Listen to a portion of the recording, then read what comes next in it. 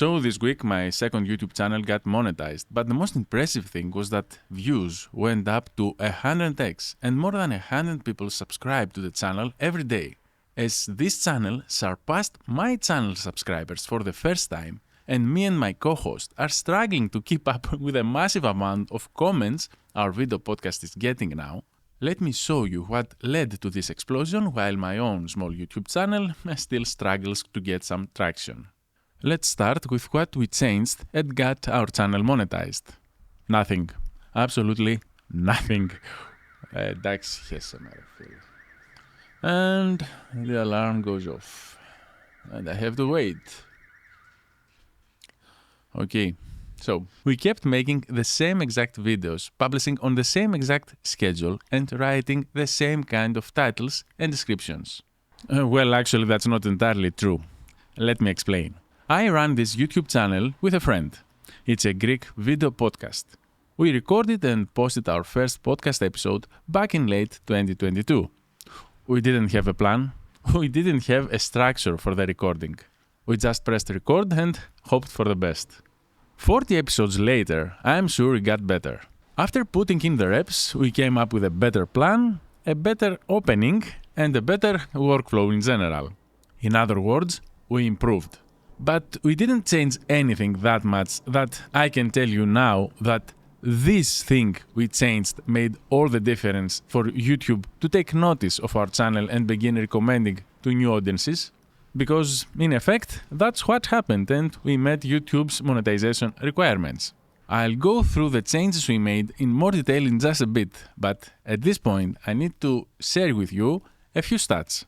Our thumbnails click-through rate has always been about 3 to 5%.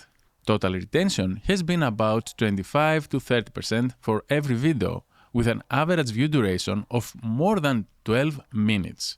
Well, so much for YouTube recommending longer videos. First 30-second retention performance has been mixed, ranging from 45 up to 74% for various episodes. No, the videos that got views didn't perform better than others in that aspect. With these stats, I meant to show you that metrics and statistics were pretty much stable. We didn't have an outlier. We didn't post a video that had a 10% CTR and 80% total retention and kept everyone engaged in the first 30 seconds. No, far from that. I didn't notice any improvement in performance in regards to those particular stats that I could predict that, you know what, this video is going to do really well. No, every video was about the same in terms of the performance metrics that every YouTube expert out there recommends to focus on. But here comes a surprise, at least for me.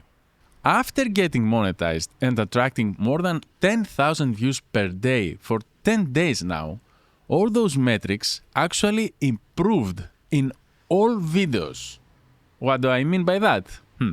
Once YouTube began recommending our videos and new people were coming to our channel, they began watching more videos other than the one that got them to check on our channel. This led to more watch time in general, of course, but at the same time, we noticed that those specific stats began improving across the board, especially retention. For example, we had videos that had 65% retention in the first half a minute, increasing to 74%.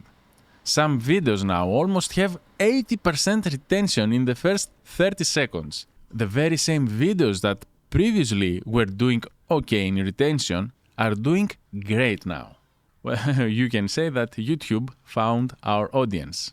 The algorithm finally has a clear picture of the content we produce and discovered the perfect audience for our videos. So the algorithm said, you know what, these guys make these videos. I think they are great to watch for these people. Let me try that. Ah yes, it's a perfect match. Let's show this to more of this kind of people with that kind of interests and behavior. As a result, these people who are ideal and enjoying our channel go on and check out our video library on YouTube. And guess what? They enjoy watching more. So now all videos have better retention and more average view duration. more comments, and more likes. Yet, none of these videos are getting recommended to homepage or suggested tabs. Not yet at least. Despite having excellent retention and engagement metrics, they are still kept in the dark and only found by people coming to our channel from the 3 or 4 videos doing most of the heavy lifting. This led me to stop caring that much about these stats. I used to check CTR, retention, and average view duration all the time, from the first minutes I published any video on YouTube. Oh, this video got 68% retention in the first half a minute. Oh, 1 out of 10 people are clicking on this thumbnail. This video is going to be a hit.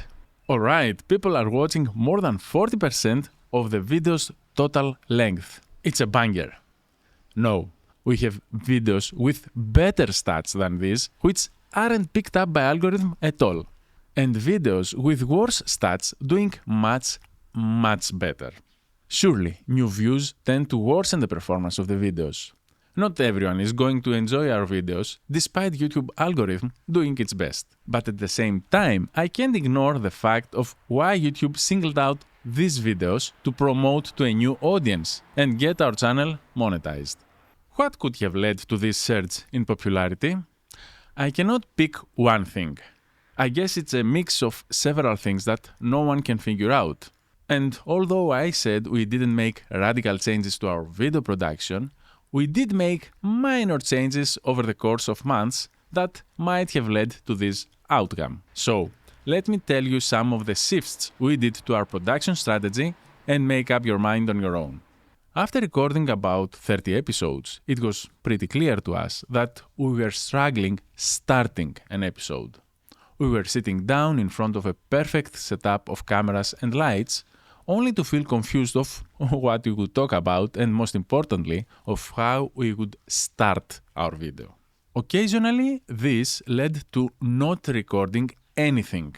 We would set a date, meet online, set up the lights, discuss off-camera of what we were going to talk about, only to end up not finding anything interesting to discuss and signing off after a couple of hours with no work produced. 2 hours wasted. It felt like a complete failure. I knew this was the first thing we should solve. What's the point of having the perfect camera, the perfect lighting, and the perfect co-host in a podcast if you are not recording anything after talking to each other for so long? So I came up with a plan when it comes to ideation. Whenever one of us had an idea for a future episode, he should first come up with a title and an introduction to the topic of at least 50 or so words.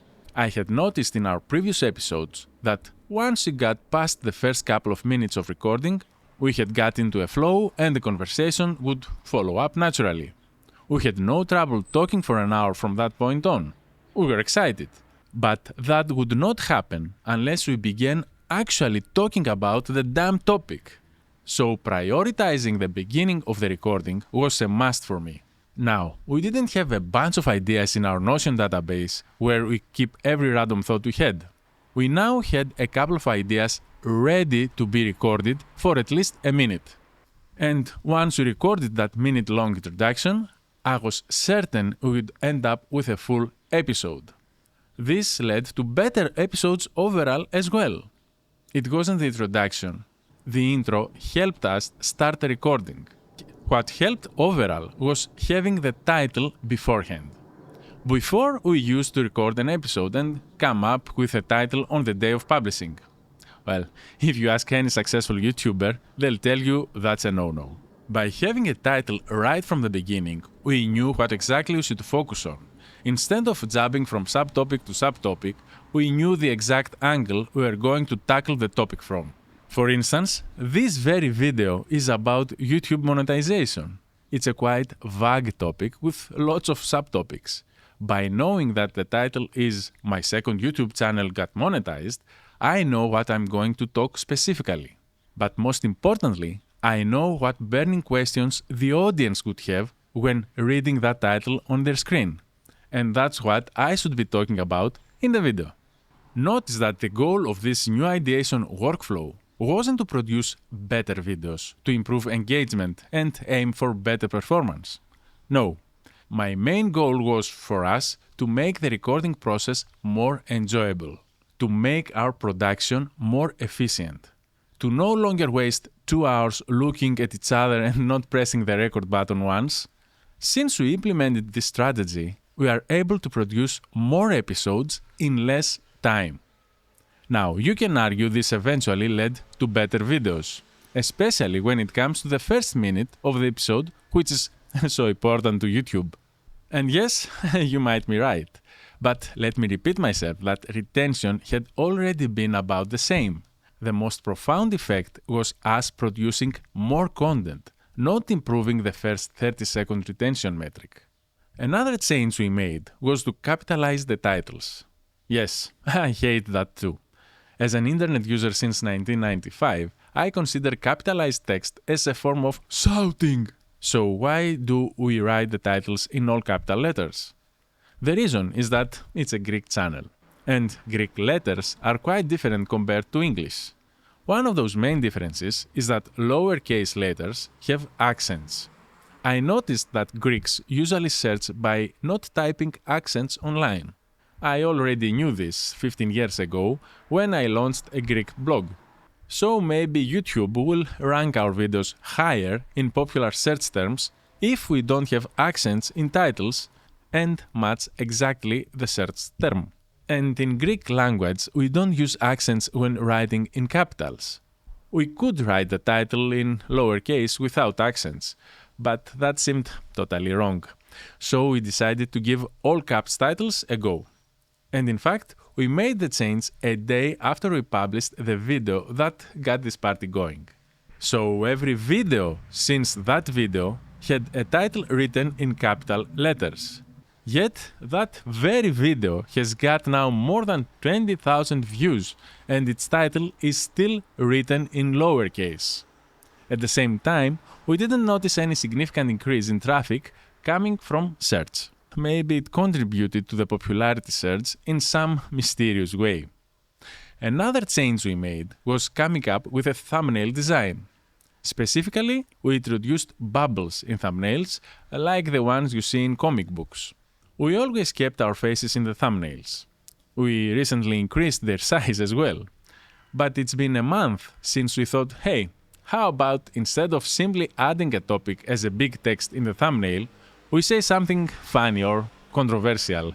Since we were 2 people on the podcast, we could introduce some controversy, mention polarizing views, and in general take it to the extreme on the thumbnail to get the viewer's attention. These bubbles helped us do that. We try to keep them at 4 words max for each, so that we don't cram the thumbnail and still be readable. Although I'm not sure this contributed to a significant improvement to the click-through rate, we have received some positive feedback for this design. Once again, this change helped our production more than the video's performance. We now have a specific way to come up with the thumbnails, instead of wondering for an hour or so of what the thumbnail should look like. We first come up with an idea of what the text inside the bubbles should read, then I screen grab a face expression that aligns with that and throw in a high-quality image in the background that's relevant to the general topic in question. We no longer spend hours looking for the perfect image. We mostly have fun coming up with ideas to include in the bubble text, and that makes creating a thumbnail actually fun for the first time. Well, that's all the major changes we did last month, right before our channel began exploding. Other minor changes has been writing SEO chapters in the YouTube descriptions, adding tags that people are searching for instead of asking ChatGPT to come up with relevant keywords, and including the main keyword in the first 60 characters of the title.